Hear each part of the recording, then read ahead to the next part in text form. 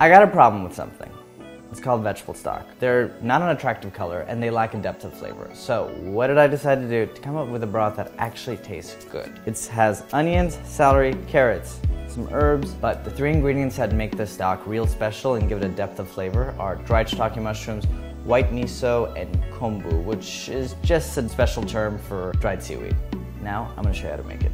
First thing is, we're gonna thinly slice a lot of vegetables. Rather than cutting your vegetables into 1-inch, 2-inch pieces like you normally would for a stock, we're gonna shave them on a mandolin. You want them pretty thin. They don't need to be translucent by any means. When you get down the knob, just eat it as a snack. We'll cut the garlic in half, crosswise. You're gonna wanna actually save the onion skins. This is gonna impart a kind of golden hue to the stock that you would get if you were having a chicken stock. I never thought I'd cry on camera. And then 6 sprigs of parsley, flat leaf. The kombu, we'll crumble these up slightly. 3 tablespoons miso. I'm gonna take about 2 tablespoons, any kind of neutral oil. About 2 tablespoons of water just to kind of loosen up the miso a bit. We'll combine it with this, we'll give this a toss.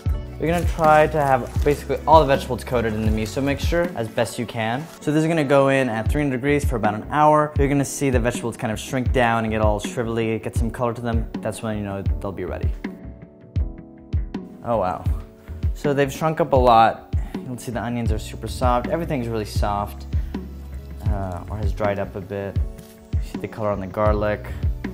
We're gonna scrape this into a pot and then combine it with about 4 quarts of water. Don't forget your peppercorns. We're gonna add a teaspoon of whole black peppercorns.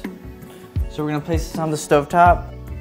We're gonna bring it to a simmer and we're gonna let it go for about an hour, or basically until it reduces by half. And then you're gonna strain it through a fine mesh strainer. So it's been an hour. It's definitely reduced quite a bit, by half to be exact. Ooh, it smells really good. And that golden color I was talking to you about, we definitely got it. You're gonna gently press on the solids just a bit to extract any of the liquids. But gently, you don't want any of the solids to pass through the sieve. Now take a look at this. It actually looks like chicken stock. Again, this is ready to go. You could add it to your soups or braises. I'm just gonna ladle a little bit into this bowl just for myself. Now, this hasn't been seasoned. There is 3 tablespoons of miso, but that's more of just to add the umami effect into this broth. You're not actually adding salt to the point where you're being able to taste the salt in the broth. So it's gonna need a good pinch. This is really good. Once you have a sip of this, you're gonna forget about the bone broth craze.